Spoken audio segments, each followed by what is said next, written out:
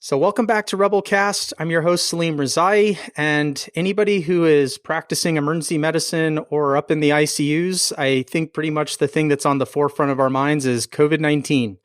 And it has been quite the whirlwind. There has been tons of information coming out and just not enough time to process all that information. And meanwhile, there's so many of us that are on the front lines in the ED and up in the ICU, and we're having to take care of these patients. Guidelines can't seem to agree on what to do, and it is a very stressful and anxiety-provoking time. And the one thing that I continuously say is personally, I have never been so wrong so many times about a single disease process. And the thing the caveat I want to start with before we get into this is that what we say today on this podcast, which by the way, we're recording it on April 3rd, 2020, with all the information that's coming out, our viewpoints that we express today may not be the same tomorrow or a week from now. So just keep that in mind as we get into this. So now, before we get into it, I think I have 3 guests that are on with me, and I'm going to have each of them introduce themselves, kind of tell us where they work and in what capacity, and we'll kind of get into it. So thank you guys for taking the time and your willingness to do this. Hi, my name is Ashika Jain. I'm an emergency medicine, ultrasound, and trauma critical care attending at NYU and Bellevue in New York City. So I'm Dr. David Farcy. I'm the chairman of the Department of Emergency Medicine, director of Emergency Medicine Critical Care at Mount Sinai Medical Center, Miami Beach, Florida. And I'm also the president of the American Academy of Emergency Medicine. This is Cameron Kyle Seidel. I'm a ER and critical care trained doctor working in Brooklyn, New York at Maimonides Hospital. I just finished fellowship last July and had been working in the ER, but was tasked with opening up a full COVID ICU when everything started turning really tough here in New York. For things I'll talk about later, I essentially thought I was opening up an ICU, which would be treating the ARDS I saw in fellowship, and sort of quickly came to realize that this looks very different. Essentially, I ran into some moral issues with sort of the protocols, which are the standard protocols across the country, which our hospital is doing and which are being put out in extremely good faith and being pushed forward by people that are working their butts off. But I felt that these aren't the protocols that I would want for me or my family. So I ended up having to step down from my ICU position. So now I'm back in the ER, which has now turned into an ICU.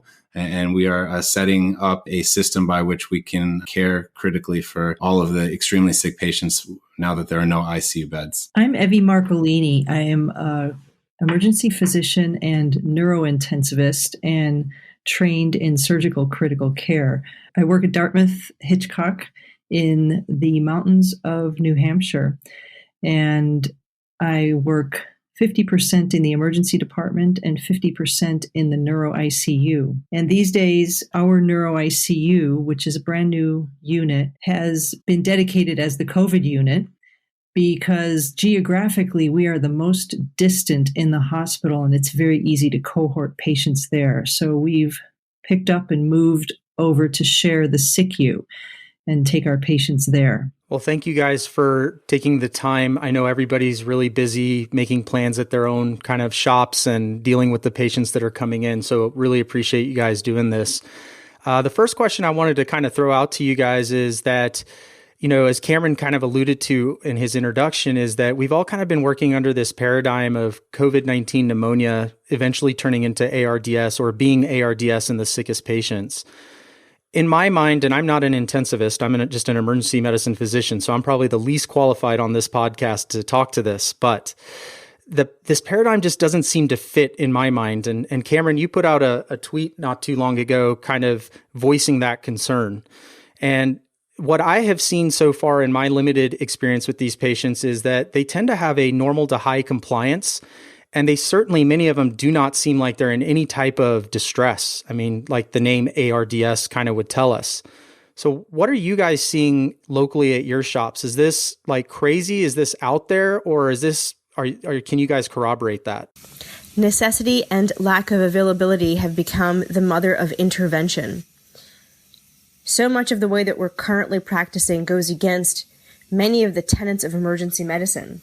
I took care of a patient last night, 50, no significant past medical history aside from obesity, who walked in with an oxygenation saturation of about 50%. It was tachypnic and tachycardic, talking to me. And I put him on a non-rebreather, and he came up into like the 80s, and we sort of just hung out with him. I didn't immediately jump to ventilate him. I didn't immediately jump to intubate him, mostly because I think I only have a few vents left. So is this really the guy that I want to use my last vent for? I don't have any more tubing for Highflow, so Highflow is not really an option for me either.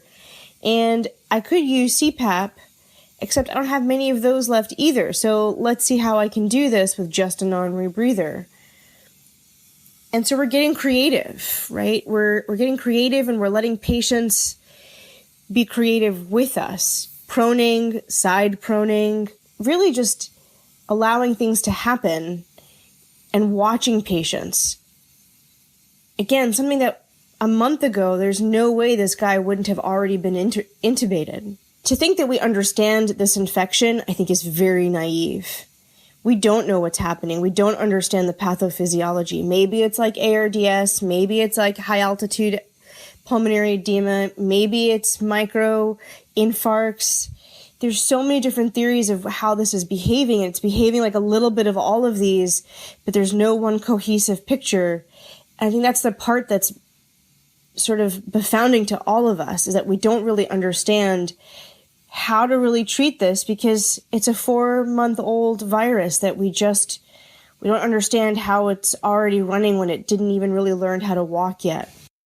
Part of how this all started for me was, it centers around this specific thing, which as ER doctors, we were quite, and critical care doctors, we're quite familiar with, which is when to put in a breathing tube. And this being one of the primary interventions we do, and one of the extremely distressing things we do, understanding that we are putting a breathing tube in patients who, by all records across the world, have a mortality somewhere between 50 and 80%. So it's not like a usual thing we're going through. And what I noticed in the first couple of days with these patients is, these patients were not displaying, respiratory distress in the sense of respiratory fatigue, in the sense of all the things we're used to when we're dealing with conditions which lead to respiratory failure.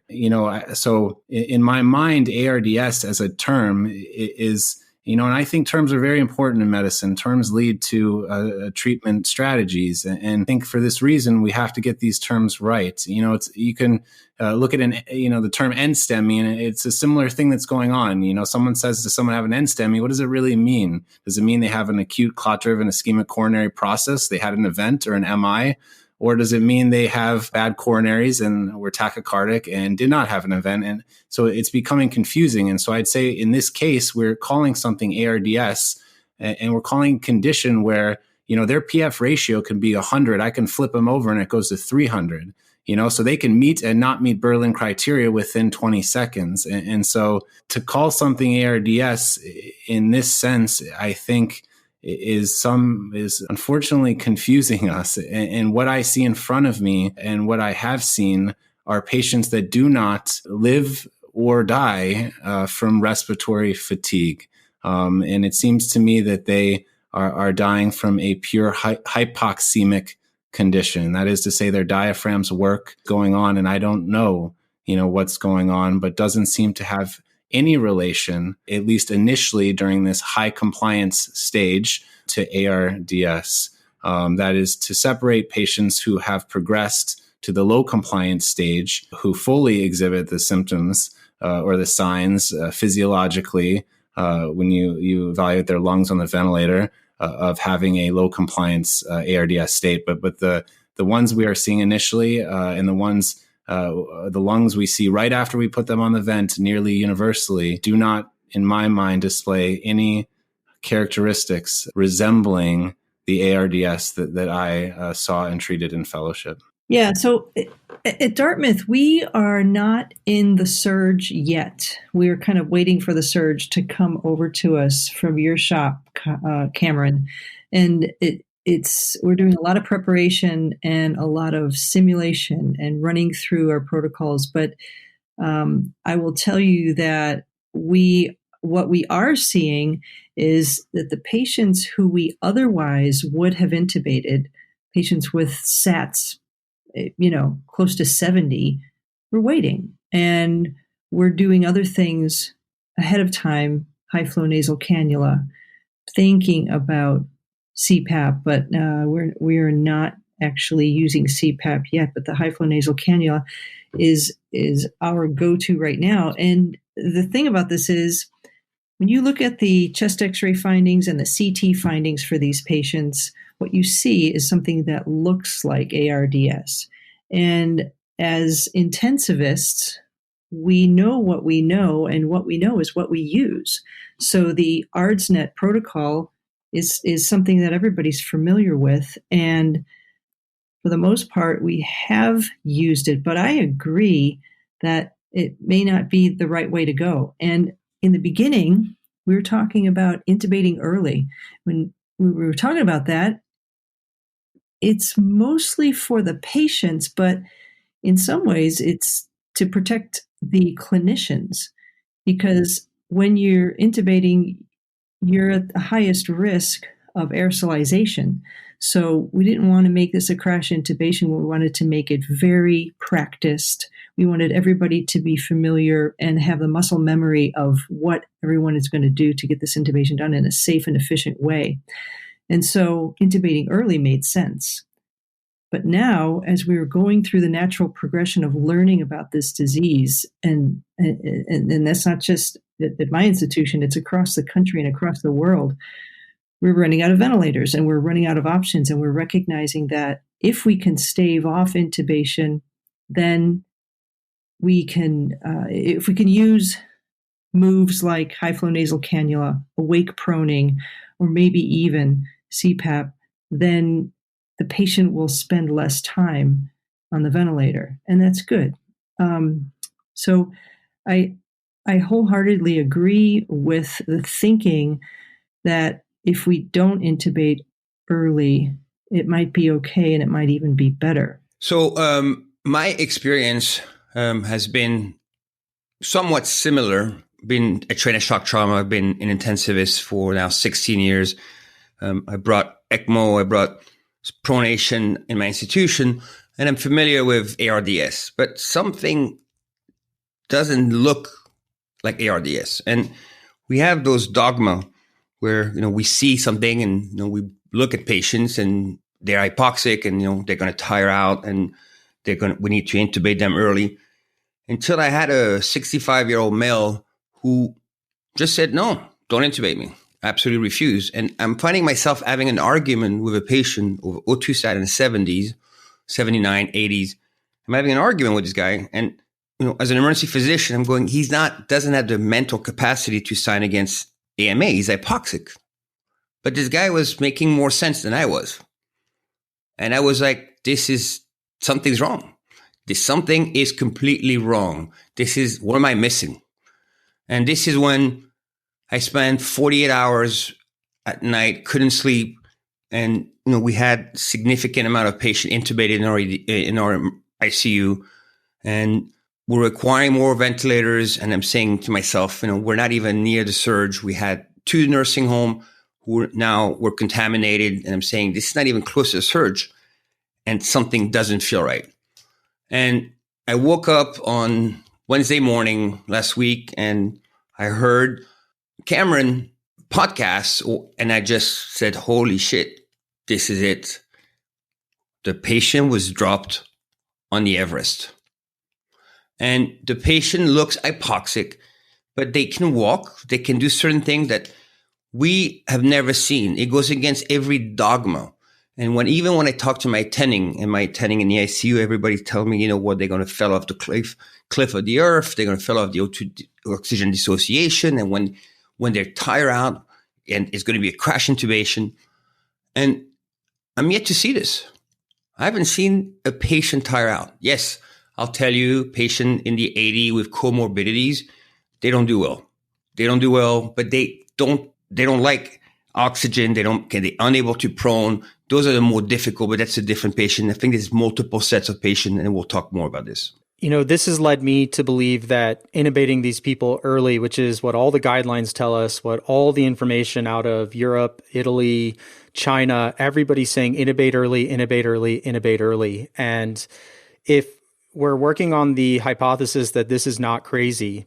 One of the big fears is with non-invasive ventilation and high-flow nasal cannula is aerosolization, right, for safety of the staff. And this is a real risk.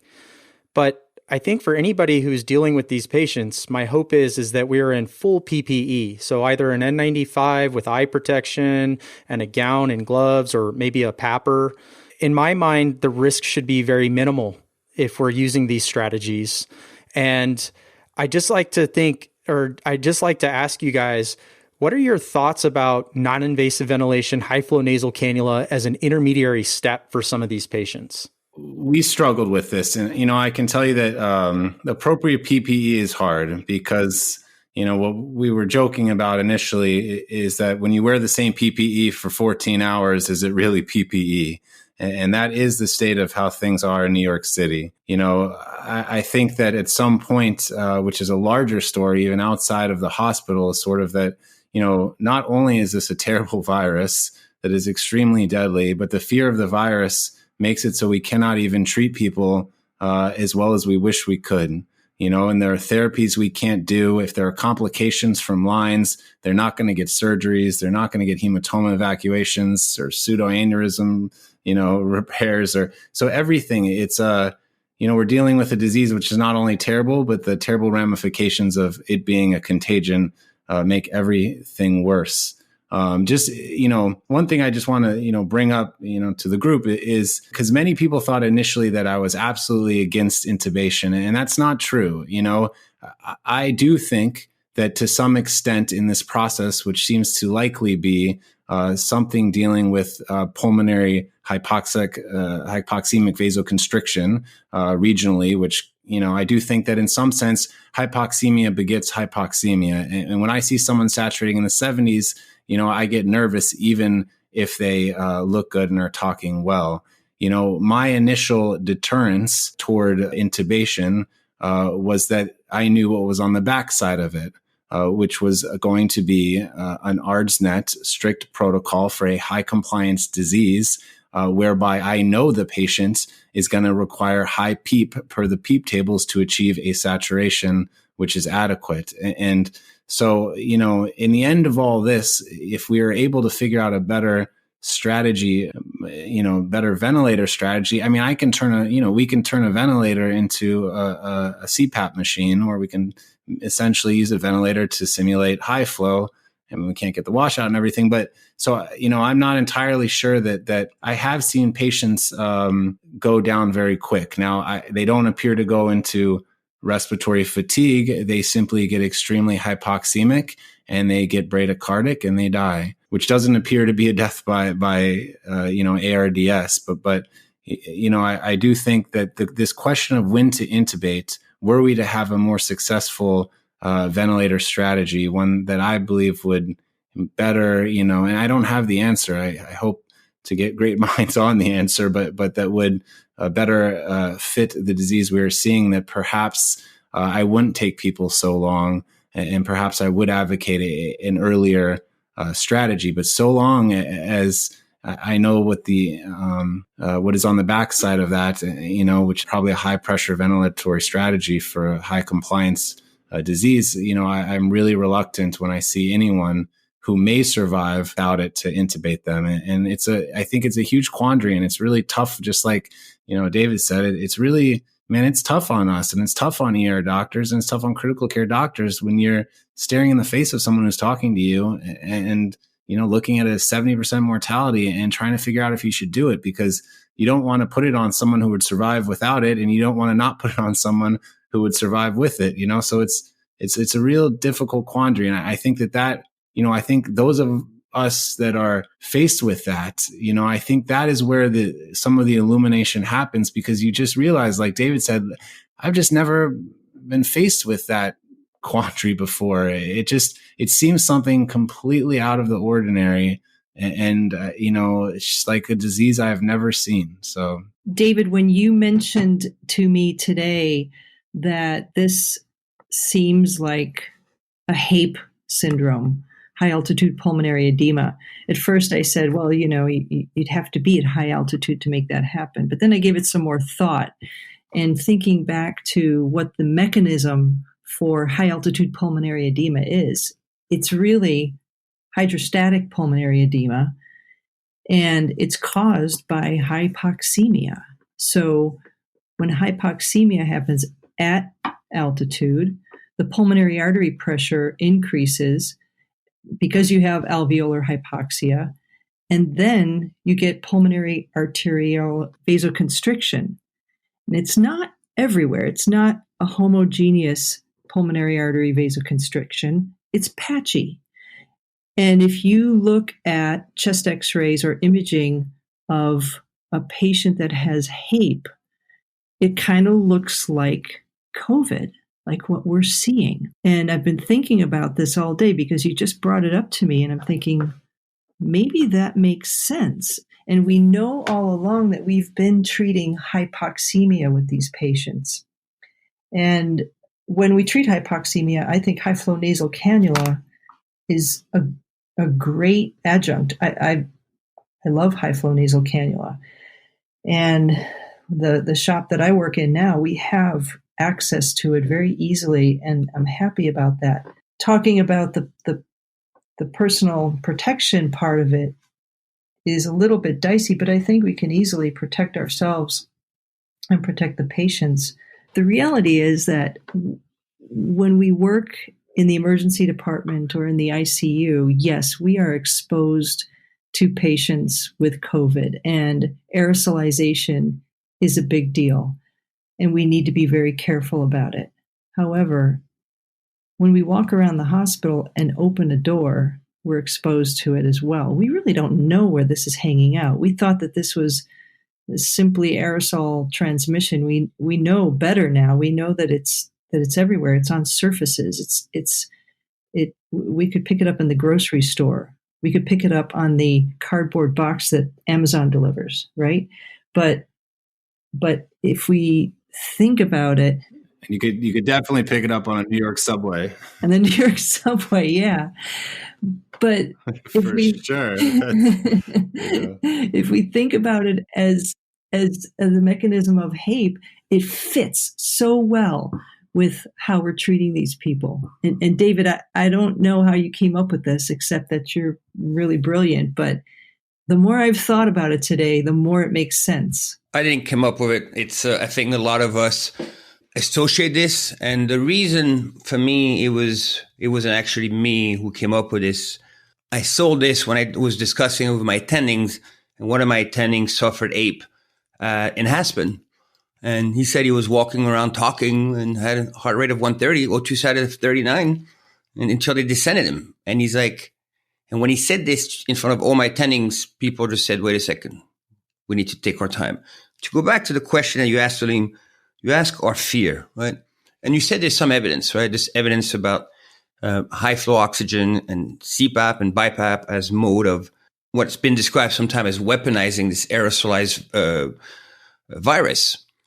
And I think that a lot of it came from the SARS crisis in 2002. A lot of it was real expert opinion. The little science behind it has been very little. And we haven't seen much evidence with, if we start putting high flow and putting a mask to the patient. There's few trials. I know you posted one where you have reduction of aerosol if you put the mask. But you pose a question, right? If we don and doff properly, if we have the right techniques, then we are protected. And we've heard the point from Cameron and from Evie that I truly think, as a chairman, I spend a lot of time with all my staff. My staff is not just doctors. My staff is nurses, techs, radiologists, tech, X-ray tech, everybody that runs our department. And at the initial phase a month ago, we were seeing people testing positive and coming sick, 9, 6, 12, 18, 20 of our staff. And there's something about, auto-infection themselves, doffing, not washing their hand properly. And I think the fear of us infecting ourselves, intubating a patient is real. But I think if we're using the right PPE that you ask, I think the fear is relative. And, I'm going to requote what you said in one of your casts. There is no such thing as an emergency in pandemic. There's no such thing as heroic effort and we're going to run and be the star like we see on TV shows. We're not. We're going to take the time. We're going to dawn. We're going to watch each other dawn. We're going to approach and do what we need to do. But I have to tell you, now in 3 weeks, seeing several of those patients, I am yet to see a crash intubation. We've heard there's multiple patient that fits multiple different group. There's the walking around talking and doesn't even know he's mildly hypoxic. There's the severe hypoxic happy. And then there's a third group who comes in and they're going to need to be intubated. But those people are going to need to be intubated they're not going to flip around with high flow. They're not going to flip around. And we know the decision is going to be very, very short. So I think this is the dogma of patient walking in with 92 tachypneic, tachycardic, then we must intubate it right there, needs to stop. That's what we're asking. We're not saying we're not going to intubate anybody. It's before we jump to intubation, take the time to see your patient. Last night, 61 pulse ox, heart rate of 135, tachypneic. The guy is talking, sitting. And, we took pictures. We have pictures. He was signing the consent to give us pictures. And we proned him, high flow, 88. And 2 hours later, we're like in the 90s. So, Cameron, you kind of mentioned this, and I kind of want to throw this out to everyone. So I think we have to be careful when we read through the current evidence that we have. And, the current evidence when it comes to COVID-19 pneumonia is people getting intubated and what's their mortality rate once they get intubated. And depending on which paper you read, the range is anywhere from 50 to 90% mortality, which is not a good number. Many are actually in the 70s and 80s, and it's almost like once we intubate them, it's like a death sentence. But I think the thing that we need to be careful about when we make these statements is that a lot of these are retrospective and observational. So we can't really say causation from the intubation or the mechanical ventilation itself. We can only say it's an association. So another way to say that is maybe these patients are just so sick that end up on the ventilator, they're going to have a high mortality anyways. But the flip side, or the other way to say that is maybe the fact that we intubate them and put them under this ARDSNet protocol is actually what's increasing that mortality. And so the first question I want to ask you guys, because I don't run ventilators as much as you do, is you have a patient in front of you, they're intubated, they have a normal to high compliance and they were hypoxemic and that's why they got intubated. What current ventilator strategy are you using if you're not using ARDSNet? I can tell you the strategy I would like to use, and this is based on physiology. Obviously, no studies for a disease that I have never seen. And to kind of, I guess, to put it simply, in for those who don't run, ventilators a lot, I see respiratory failure different than oxygen failure.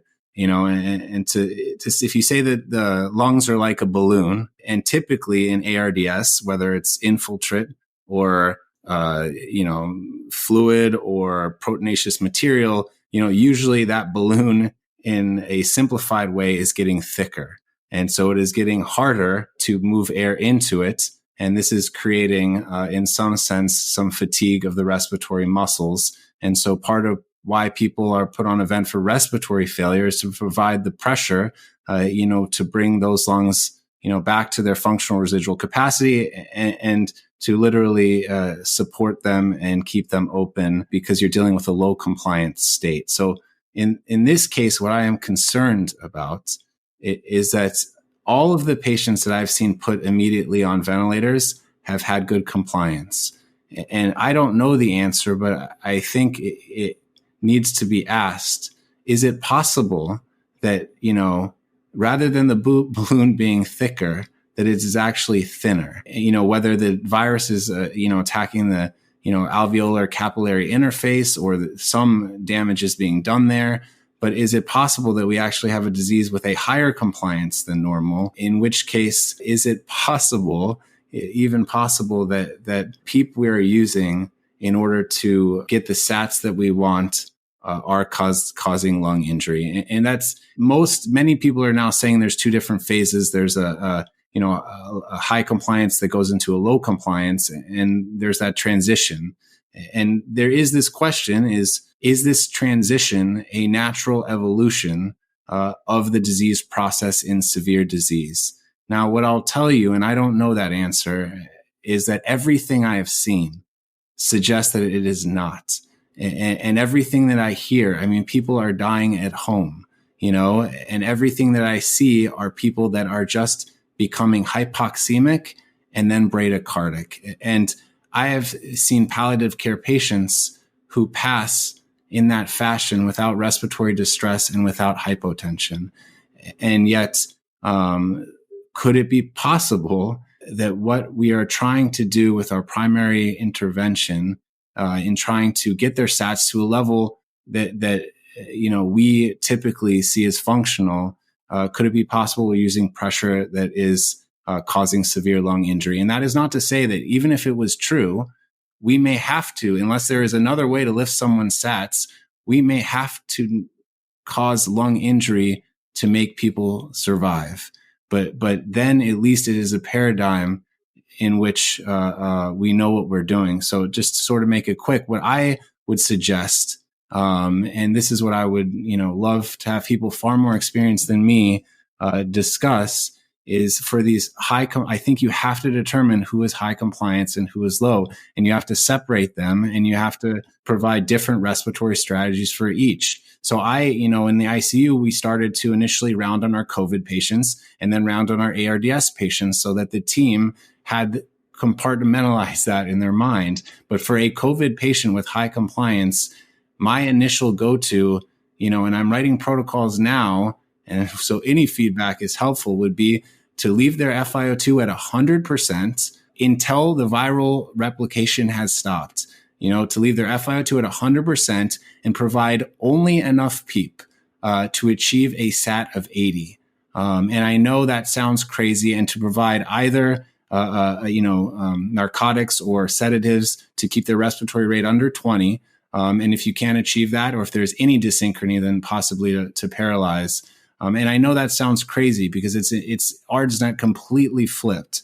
But this is also in line with what Luciano Gattinoni, who is sort of the world's expert, for the last 2 decades in ARDS management, is saying. And he's coming out with these papers just in the last week, saying this. And I give a lot of credence to the Italian experience and to anyone's experience, in fact. And it just so happens that the expert was Italian. And so he experienced this disease, and I see it as a kind of gift that he's able to give us this information. But that is my, that would be my idea based on physiology of what might work better. And I think that's kind of what we're trying to do with our non-invasive devices. But I would very much welcome any feedback, because that is not based on data. I'm going to go and try to simplify this down to our emergency medicine level, not with the critical care, not my critical care hat, right? We're emergency physician. We deal with, 5, 6 patients, 12, 20, 50 at a time, right? And in the ICU, we know we have like my 20 bed, my 40 bed, and that's it, right? So in the emergency medicine, we try to say, hey, that number is 60. The guy's not going to tolerate this. We're going to, he's going to crash, and we have, mantra, and we're going to do something because we need to do it, and it's done. And when we look at the data of patient who's been intubated, you're saying 50 to 80%, right? Data from the ICU in Seattle, 70%, 66 to 70%, 88% Italy. I mean, so mortality rate that is so high that we're saying, wait a second, are we doing something wrong? And our nature is we see this number, right? We see this pulse ox, and says it's blinking red, the alarms are going off, every person's running, and everybody's looking, and everybody's, you hear people say to me, just intubate him now, because the moment he gets on the floor in the ICU, the intern's going to rush and intubate him. And Yes, the paradigm is very difficult because this goes against everything we've done and everything we believed. And those patients who are talking, they're looking at us. They're not completely altered. They're not hypotensive. They're not crashing in front of us. I believe we have to give them a chance on non-invasive, high flow, non-invasive, and really take the time to look and not put every single patient into that box and make that patient fit into the box. But instead, we need to customize the care on the patient. We may have one patient, we're going to do the high flow, and then he got 35 liters and 60%, and 3 days later walked away. And another patient may have 50 liters of high flow that didn't work, and we went to BiPAP, and he might get better. And we may have a patient that gets intubated. But we need to start looking and saying, wait a second, ARDS-NET took 20 years for people to follow. It wasn't, I didn't train that far along, but before ARDS-NET, we were giving 10 to 15 cc's of air into the lung, right? And we're putting chest tube almost every time somebody ventilated. And when somebody went to say, hey, we got to drop down the tidal volume, it took 10 years for people to become believers. And in emergency medicine, we want to make everybody fit. You ask a resident, the first thing, 12, 500, 5 a PEEP, 100, right? This is a disease that we cannot do this. We have to titrate. We have to do it slow. Give the patient a chance. So I'm going to defer any judgment on what's working, what's not working to my colleagues like David and Cameron and Ashika, who are in the thick of it right now. But I've been on a WhatsApp conversation with a good friend of mine, Gemma, who works in Rome, and she and I have had an almost daily ongoing conversation. And I just want to read one of the texts that she sent to me one day. And she said, do not think that you know what's going on. She said, don't trust stability, even if initial blood gases are good. Do not think you know your enemy and that you've seen enough patients. We started 1 week ago and are still surprised by unexpected sudden evolutions.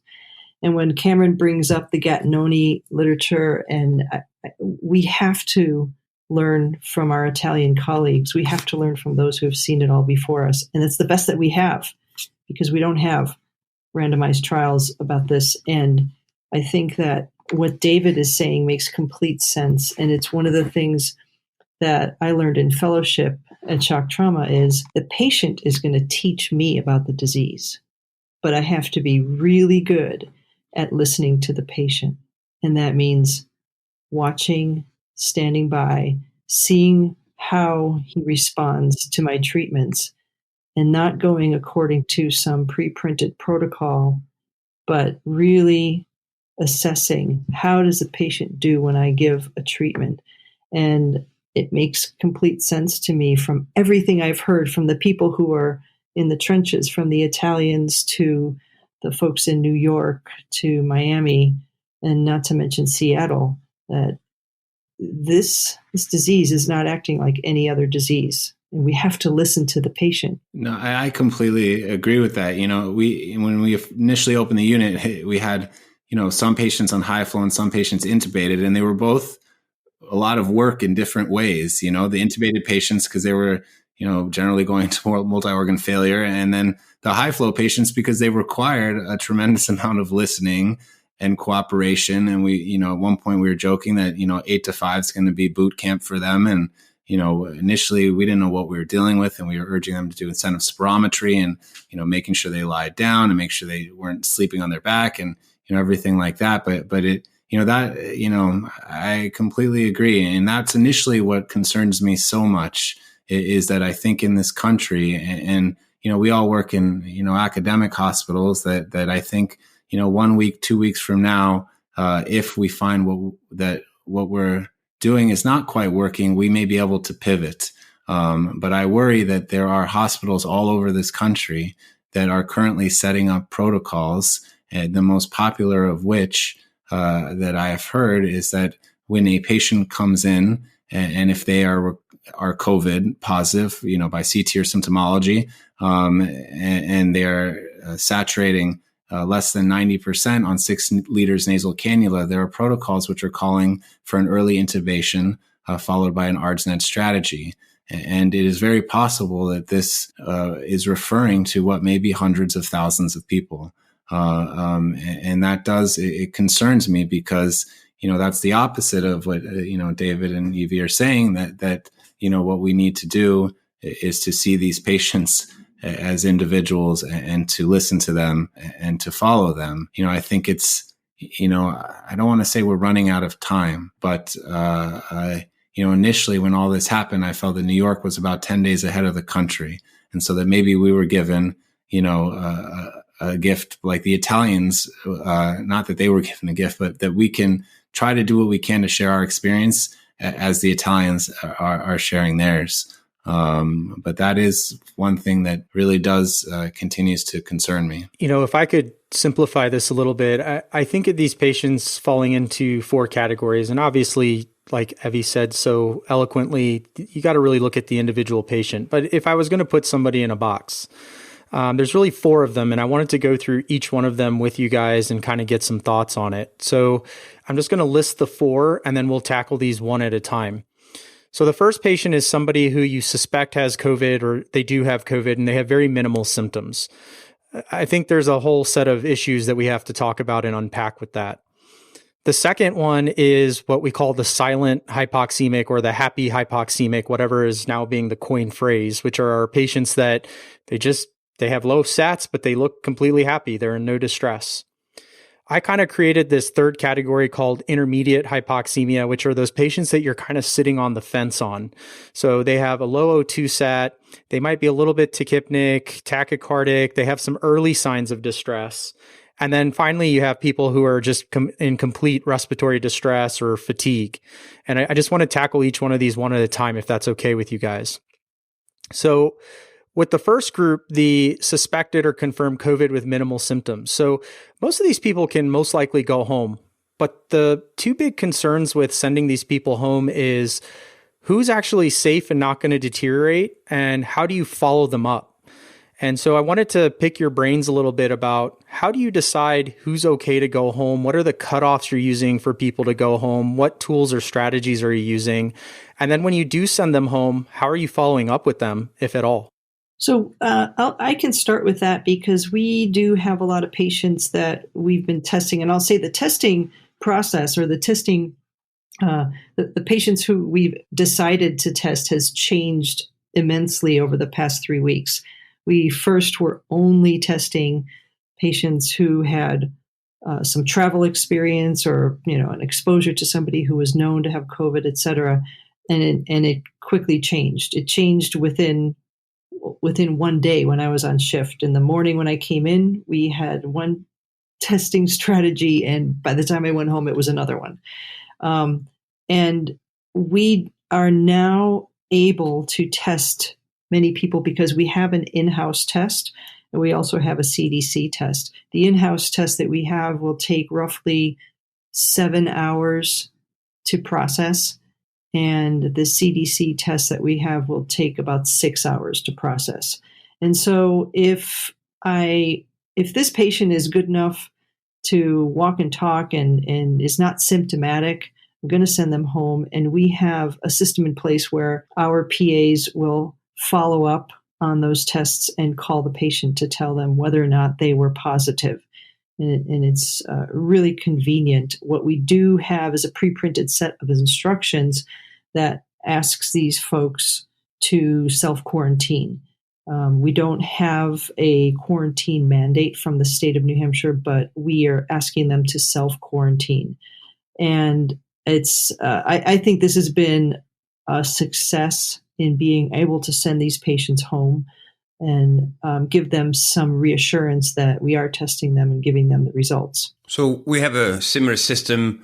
Our testing was very challenging at first. And so we had to come up with a system. The system was, how do we pick the one that can go home? And how do we pick the one that have COVID? Initially, we started doing flu on everybody. We started doing a respiratory panel on everybody. We're doing x-rays on everybody. And then we started running out of swab.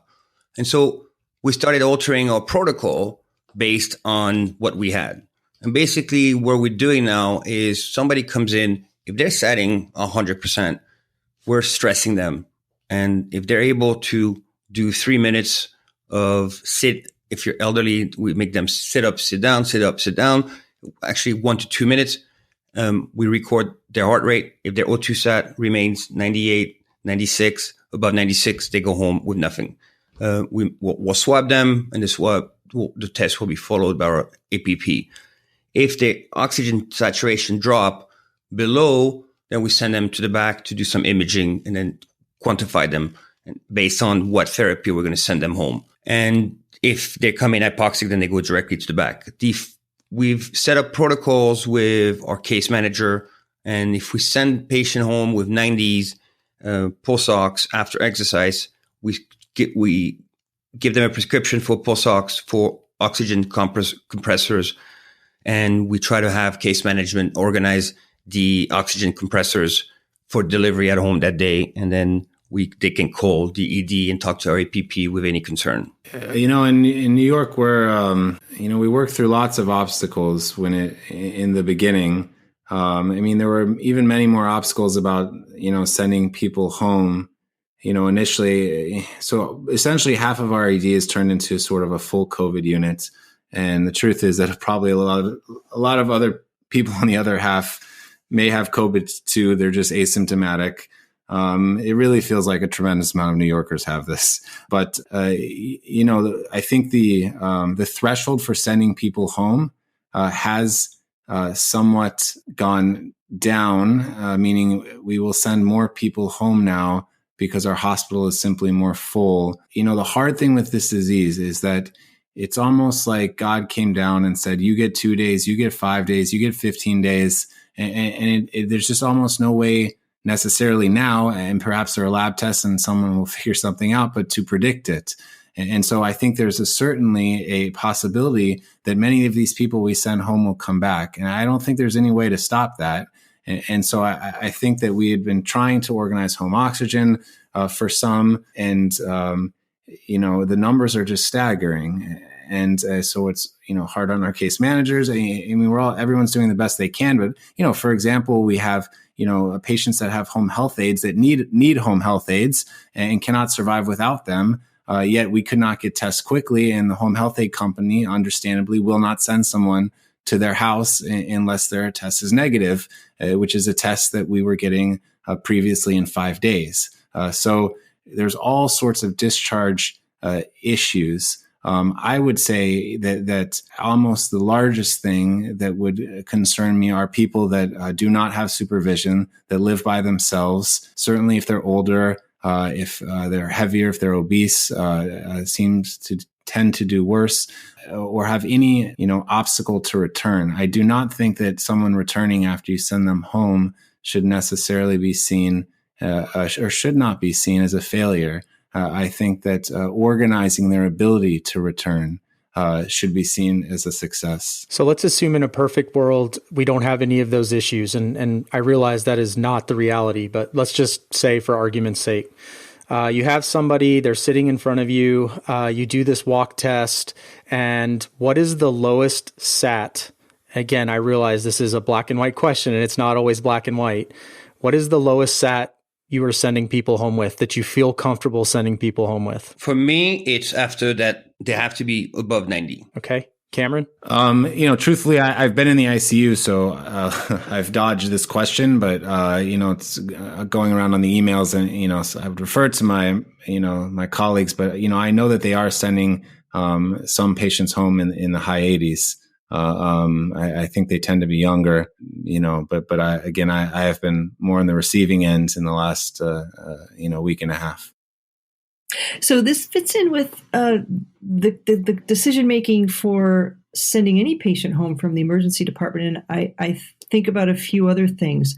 What are they going home to? What are their resources? And how sophisticated is their understanding of the disease process, and do I trust that they will really understand when to come back? And when you work in the mountains of New Hampshire, you got to realize that some people just won't come back. So I assess my patients based on how reliable are they, and how resourceful are they, and how much resource do they have.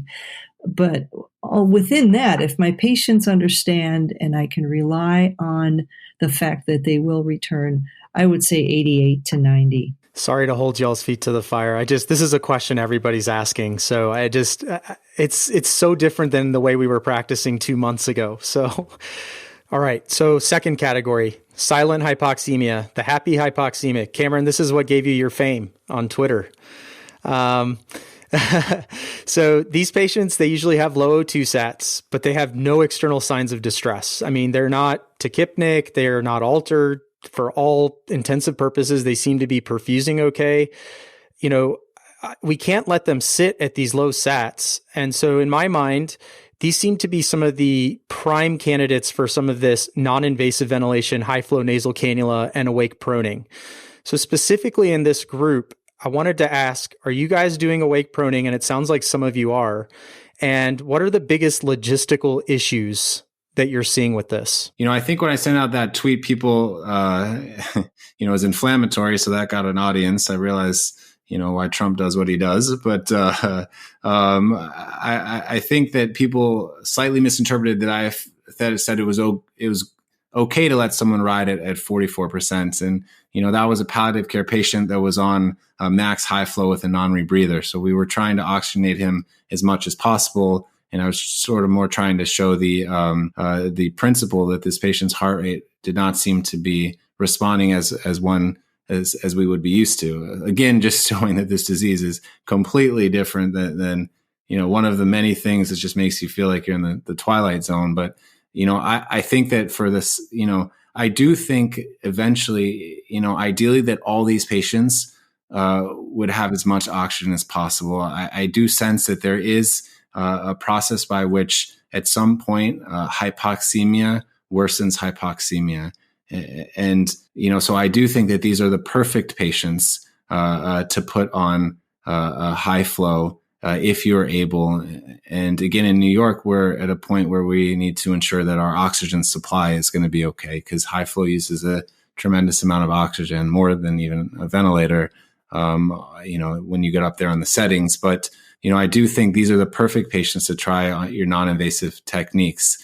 I even tend to this is not data, but I tend to believe that perhaps high flow may even be more gentle than CPAP or BiPAP. I also just is a major thing which becomes an issue when these patients are sent to the floor, because initially some patients were sent to the floor on high flow, and we have run into some problems. These patients will become entirely dependent on oxygen, meaning if you take them far enough and to a point, I think you should take them, because we have had patients do better and avoid intubation and get better, but they will absolutely become entirely dependent on that device.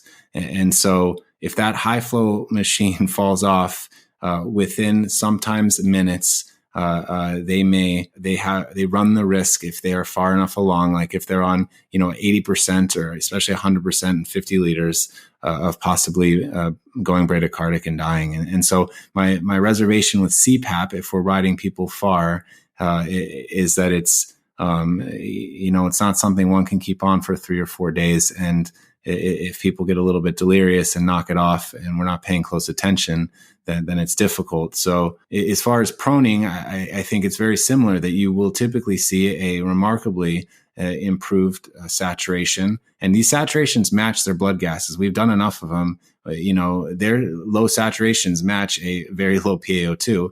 But you will find a significant recruitment. I mean, not I won't say recruitment, but improvement in your saturation. My same concern with proning is that people, if someone is saturating in their 60s on high flow and you turn them and they're now 92, that recruitment does not appear to be sustained. And the virus appears to still be working out whatever it is working out for whatever time period that person is destined to have it until our therapies will help. And so, I think that you have to be careful, because at some point they'll flip back over and they may be worse than they were before. So you may see really weird things like their PF ratio going from 100 to 300 to 80. And so, one thing I'm trying to do is just to ensure that there's a way we can identify, because we're, switching shifts and it's hard to keep track of all the patients that if someone's lying on their stomach because they were significantly hypoxemic, that somehow we still need to identify them as high priority for possibly decompensating. But I do think, that's my slight concern in the ER, although I think we have to try it and treat each patient individually and do the best we can to get them as far as we can until the virus stops. But, in the ICU, I felt like some patients, we just needed to ride them out another day or two. Whereas in the ER, I do think there's a place for proning. I just think people should be aware that it is unlike proning we're used to and does not appear to have a sustainable recruitment or improvement unless viral replication or the viral process slows down. I agree with what Cameron just said. It's so Miami is one of the second county, the highest in Florida, Miami-Dade and Broward, with the highest case in the state of Florida. And luckily for us, we're not where New York is. We don't have the 300 patients where actually our volume has dropped. So we have an entire COVID unit. We have the staff. We have the training. We're able to really get up to par. Our administration has really supported us. And so right now we're able to really try to see all those challenges. And one of the things is for the IPAP, the happy hypoxic, the French accent comes out, they're happy and they're following. And this is, one of the patient yesterday, I said to him, I said, if this nasal system drops off your face, you are going to die. And he looks at me and goes, are you serious? I'm like, yes, because he kept on saying, I want to go, like somewhere. And I'm like, if you walk out of this and you take this system, you're going to die. And we taught him how to prone himself. And I don't know, this is again, N of 5, N of 6. So maybe pure observational, but it seems when they go on their side, it's when you see one of the highest change. So even with morbid obesity patients, if you're unable to prone them, if they just go on their side, you put them on the right side and go on the left side, you're going to see some significant changes. But like Cameron said, it's a lifeline. And it's if they come off of that, if you had 45 liters, 50 liters high flow oxygen, 80%, and they come off of this, it's like opening the door of a jumbo jet plane at high altitude. They're going to drop to the bottom. And this is where I think it's going to make certain people nervous and say, well, why don't we intubate? But this disease is weird. It's really weird. And they get sick, and either they're going to also recover super fast after 72 hours. The one who's going to recover, they're going to recover, or it's going to be a super slow. And so if we're able to hold a patient, the happy hypoxic, for 72 hours and able to maintain him, then I think we're going to make a change. I have a friend who is the medical director of an emergency department in an upstate New York hospital. And she has a friend who lives in Lower Manhattan. And this guy has been sick and he was exposed, and she thought maybe he had COVID, but this happened and he called her, and this happened when New York was already in the thick of it. And she and I were texting, and she said, I have no idea where to tell him to go because, Cameron, all you guys' hospitals are full, and it makes no sense if somebody is at home and can ambulate and is doing okay, but seems sick. So, and he doesn't have a PCP. And so what she did was she actually used this Roth score that you have, Salim, and asked him to measure the time that he could count from 1 to 30, and followed him in that way. And then she got his fiance to get online and find where she could get a pulse oximeter. She found one in New Jersey, got in the car, drove to New Jersey, purchased this pulse oximeter, came back, and they've been managing him with pulse oximetry. And his SATs were in the 80s, and she was saying, okay, can you, using the raw score, how high can you count? And can you ambulate around the apartment, back and forth, et cetera, and following him with that. And she's having him do awake proning. And he's holding his own, and he's doing well. And it really shows, this is a patient who 2 months ago, we never would have been managing friends or family or anybody we know from home, saying, drive to New Jersey and get a pulse ox and follow that and lie on your stomach when you can. This disease has turned what we do on its head, but he's doing well. I just texted her and said, how's he doing? And she said his SAT is 90 after ambulating and 92 at rest, and he's getting through it. So I really think that's a testimony to using other skills that we have to assess patients and again, listening to the patient and the physiology to see what's working. I just want to add one thing, and this is again my chairman hat. If you're in a place and you're listening to this where the surge, you're not seeing that many COVID patients, this is the time that you need to start doing these things. Finding out where this pulse ox, finding out your case management, the oxygen. These are the time to start looking at some of those protocols. And that, correct, Salim says, maybe wrong in 5 days, but yeah. And one thing I would say that I wish we learned, which is just becoming increasingly true, is that in this particular disease, there is really no patient that's admitted to the hospital that doesn't warrant a monitor, because we're really not admitting patients that look that well. Otherwise, we wouldn't be admitting them. And yet we have a lot of beds in the hospital that don't have, monitored capabilities. And this is COVID. And so the doors are being closed.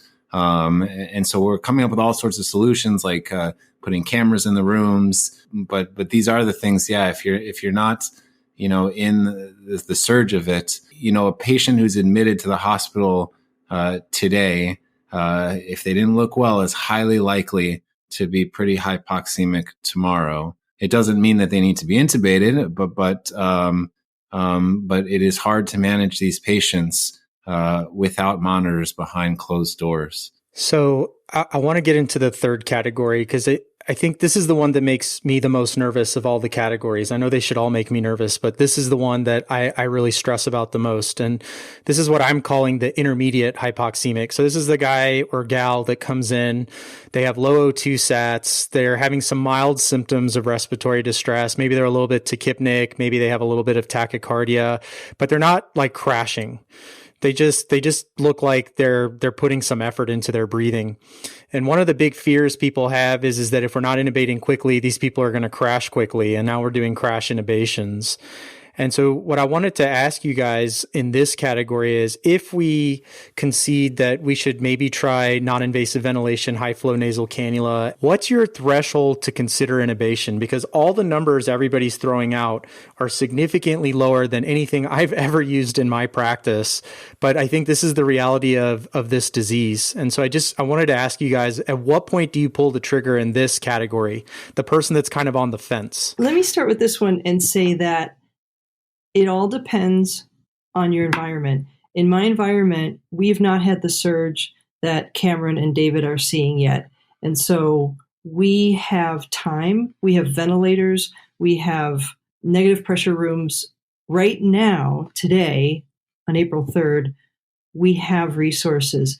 And so we are probably going to have a lower threshold to intubate for a couple of reasons. Number one, because that's what we're comfortable with. And we do have the resources, and it's not going to be too early because I still believe that if we take the time to stave off intubation with high flow nasal cannula, we can have the patient spending less time on the ventilator And we know that positive pressure ventilation is not the best thing for lungs. But within that, we're probably going to have a lower threshold than Cameron or David will have because A, we haven't seen the volumes that they have. B, we're still simulating and simulating like crazy throughout the day to get comfortable with the roles of the nurses, the respiratory therapists, the intubator, and the tech in the room. And we want to make sure that it's safe for the patient and safe for us. So we're probably going to be intubating earlier. If we were intubating 5 to 10 patients in a shift, I guarantee we would have a little bit different experience. And from listening to folks who are doing that, it is different. I find myself being a lot more patient with patients' oxygenation and respiratory rates. I'm not jumping on them the same way that I did 4 weeks ago. Perhaps we used up a lot of our resources because we were practicing under the guise of the things that we know, right? Someone who's tachypnic is going to tire out soon, so let me intubate sooner rather than later. Someone who's walking in with a saturation of 50% clearly needs to be intubated and needs more efficient ventilation. But because I don't have those resources at my fingertips anymore, I'm being more patient about them. I'm sort of sitting on them a little bit longer and finding that they're tolerating that, which is really the dumbfounding part here. How is it that you can continue to breathe at 40 and not get tired and not get worse? Why is your oxygenation actually going up as opposed to going down? All sorts of crazinesses.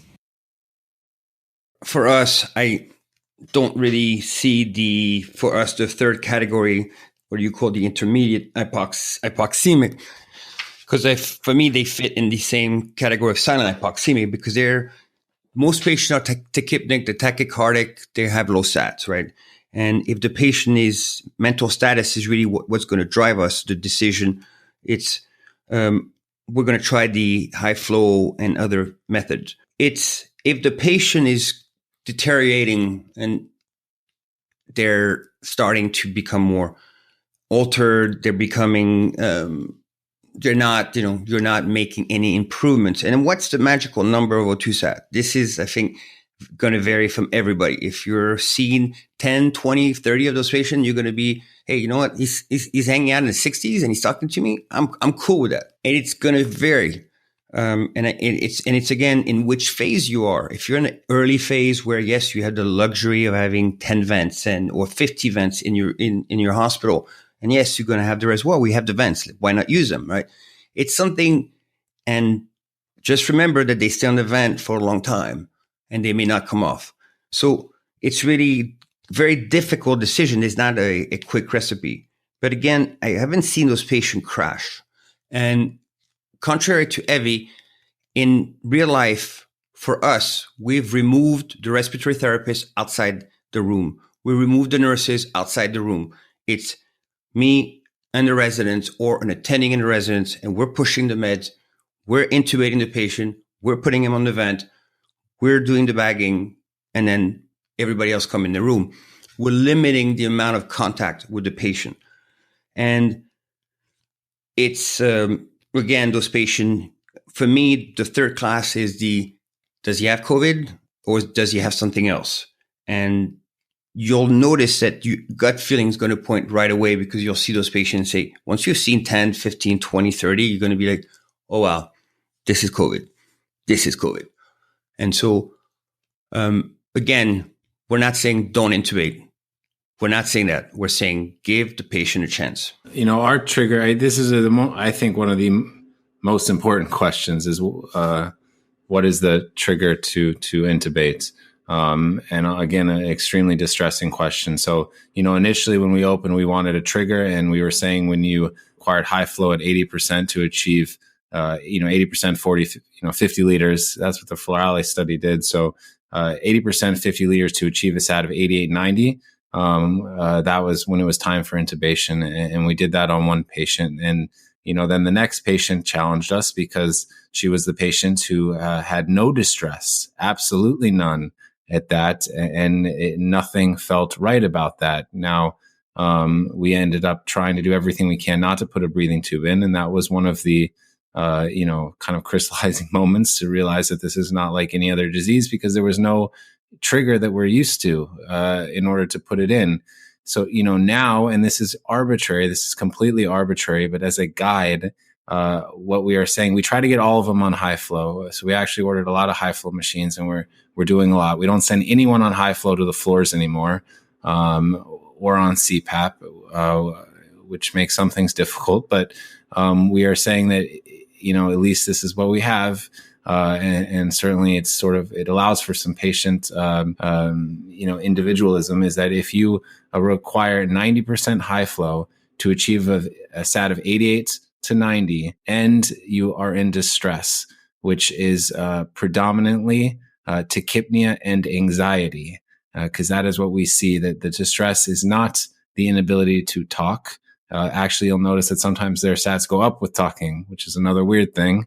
But it seems to be kind of a pattern. But if you are on an FiO2 of 90% with a SAT of 88 to 90, and displaying anxiety and distress, then it's time. But it leaves some room up to the provider.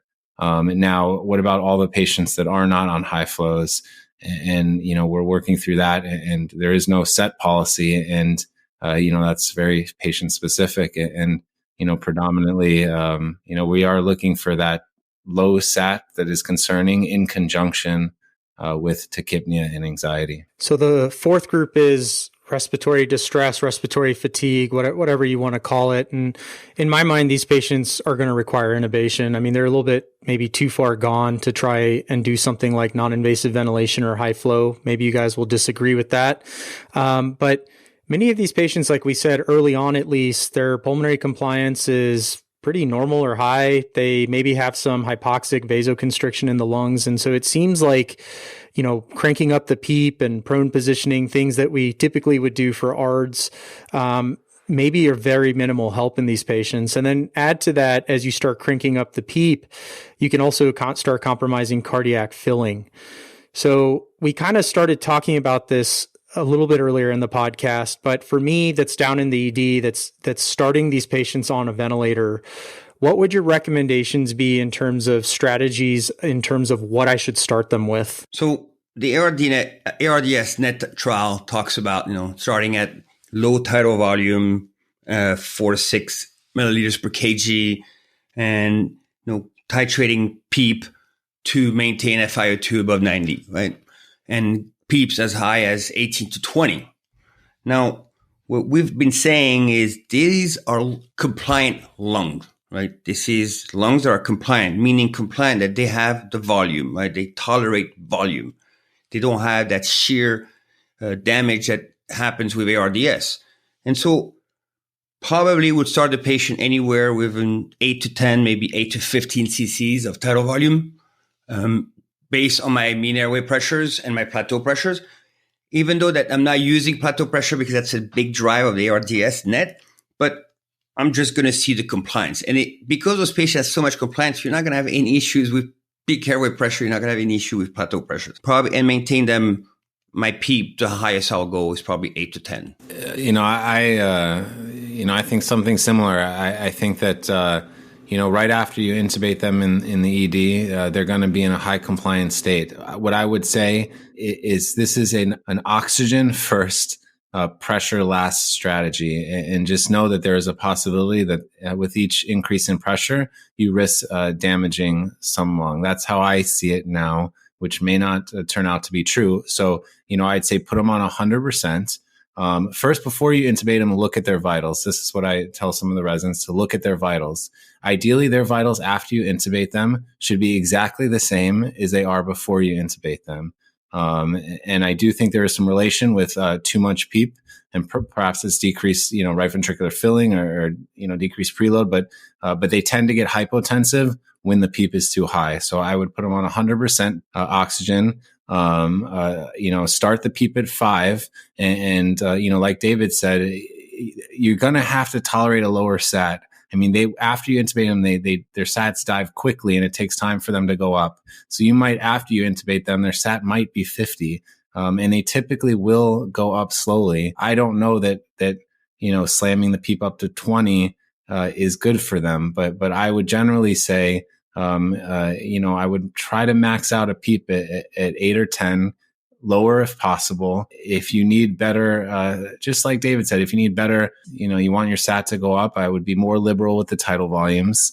And if you're hypotensive, try to back up the PEEP if you can. Now, the question is, in the end of it, I do think if we are insisting on a SAT above 92 or 92, there's no other way to do that. I think, in this hypoxemic progressive, disease than to try to increase the PEEP. Now, a lot of what I'm saying, really, I don't want to, this is nearly precisely what Luciano Gattinoni is saying. And there are recent letters, and for all those interested, I would urge you to find them. This is the opposite of what we would typically do. And I do think, since we have, one of the experts of ARDS, pathophysiology, suggesting that, I think we do have at least some literature and some backing to do this if we sense this is the physiology we're seeing. I don't believe in crash intubation. I make sure that I have an IV that is functioning. The patient is receiving fluid. If the patient is borderline fluid, I'm having either my push pressor if I don't have access to a drip. If not, I'm starting a drip ready in case if they drop. I make sure they tank the volume, give them fluid, make sure they're very fluid responsive. And, we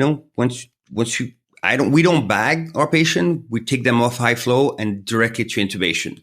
And even if they go from 60s down to the 40, you have 30 seconds to get the tube and intubate, and you'll see the heart rate will not budge a bit. Okay, so Evie, these sets of questions are specifically for you because this is your area of expertise. I actually reached out to a bunch of friends like Swami and Haney, and they actually, most of their questions were about neuro stuff when it comes to COVID-19. So I just want to kind of change gears here a little bit, if that's okay with everyone. I think the first question I have for you is, how are you handling stroke symptoms, patients coming in with suspected COVID or known COVID and having a stroke? So I think this changes a lot of people's thoughts in terms of imaging, systemic thrombolysis, endovascular therapy. Are you doing anything different than you normally would in these patients? No, we are not. We are not doing anything different except that we're donning PPE. And it's funny because today, working in the department, every time a consultant comes down, the first thing they do is come into our cave and they say, "What do I have to do to go into that room?" Because we are the experts in who do we need to don for, what kind of protection are we going to be wearing? Is it going to be the N95? Are we going to put on we now have a shield that we're wearing with the N95, or are we going to put on full PAPR? And so we're not doing anything different. We are seeing patients with stroke symptoms, and obviously, we don't know if they are COVID or not. We're asking the screening questions to see if they have had any symptoms that are suspicious, but we're doing the same thing. One of the really interesting things about this and thinking about stroke and COVID is there is some emerging data from China and Italy that COVID-19 patients have a blood clotting disorder that may be contributing to their respiratory failure. And the thinking is that microthrombi form in the blood vessels of the lungs. And again, think back to what we were saying earlier about HAPE. It's not homogeneous. It's in patchy areas of the lungs. And the thought is maybe TPA, and I don't mean to sound like a neurologist here, but maybe TPA would help. And I'm hearing that the TPA naysayers in the background screaming as I say this, but there's a trial that's ongoing right now between folks at Beth Israel in Boston and the University of Colorado, and Denver Health in Denver, and they're looking at COVID-19 patients and giving them TPA.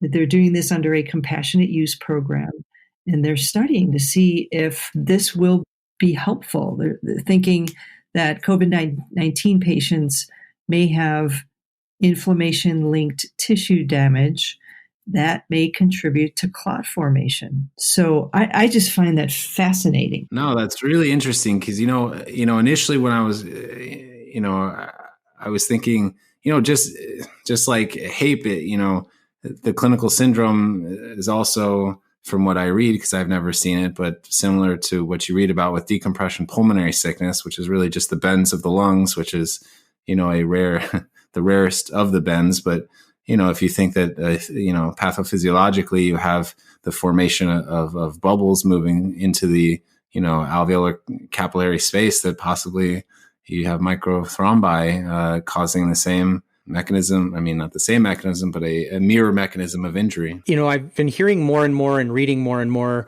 Lots of people coming in talking about neurologic stuff like headache, anosmia, maybe some altered mental status. And at least out of the initial reports, it didn't seem like these were common symptoms, but I'm starting to see this more and more. And even physicians that are getting COVID positive are starting to complain about these things. And I don't mean complaint, but they're symptoms that they have.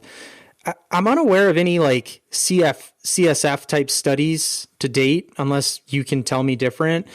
The question I have for you is, what's the mechanism at play here? Is it like an encephalitis? Should we be thinking about LPs? Do we know anything about prognosis when it comes to this? I'm so glad you asked me these questions because I think that this stuff is fascinating. I might be a little bit biased, but we know that there are patients that have anosmia and loss of taste, loss of smell, and that they might be early signs of COVID-19. We know from previous coronavirus that the virus has a couple of different ways to get into the nervous system. First of all, dissemination from the systemic circulation. That's easy. We can understand that. It makes sense. The second part is they can move across the cribriform plate of the ethmoid. And what's the mechanism? How do they do this? We know that the COVID-19 virus and previous coronaviruses latch on to ACE2 receptors. Now, ACE2 receptors are found in many areas of the body. They're in the lungs, the heart, the kidneys, the intestines, the brain, and the testicles. And so when the coronavirus latches on to those ACE2 receptors, that's how we might see symptoms. And so you can get retrograde axonal transport in the olfactory, the trigeminal, glossopharyngeal, the vagus, or even peripheral nerves. And this is what we think is going on there. Now, I know that the ACE2 receptors are coming into play with many of the questions that we're asking, including lots of folks are talking about, and you guys may have seen this, is that the patients that you're intubating have a lot of oropharyngeal edema. And there's some question about whether or not the ACE2 receptors are playing a role in that. There's cardiac manifestations of COVID, and there's a question about whether or not the ACE2 receptors are playing a role in that. I mean, these receptors are all over the body, and the brain is clearly one of those parts. So that's why that's what we think are the two mechanisms that people lose smell and taste. And we're thinking that those may be early signs. So when we're assessing patients, we're going to ask about that. And it's not something that people would think to say, oh, I've lost my sense of smell or taste. I better go to the emergency department and get checked out. It's something that I think most of us sense when we have an upper respiratory infection.